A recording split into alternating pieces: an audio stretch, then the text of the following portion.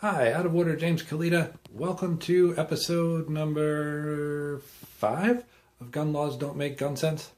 We've all heard about the zero tolerance policy public schools have about weapons in schools.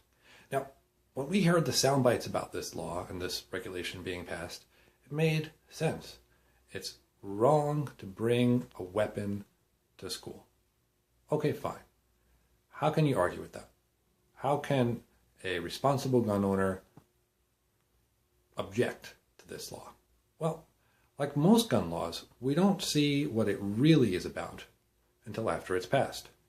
And over the past year, we've seen kids get kicked out of school for making a gun sign with their fingers, for drawing a gun, for biting a Pop-Tart into the shape of a gun.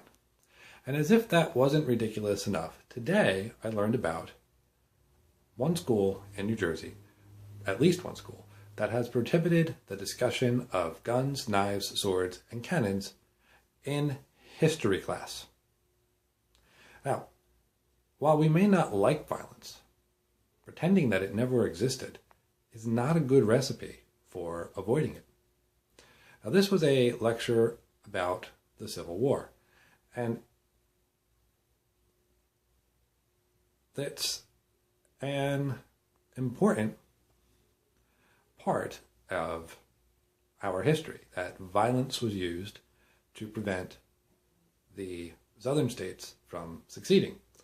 It's even an important part of the, I'll say, indoctrination version of the history of the Civil War. And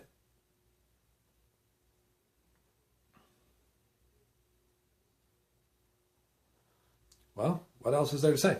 You really can't teach history without at least mentioning that firearms were used. And let's talk about the Revolutionary War, Washington's Crossing, and the painting, the Washington's Crossing.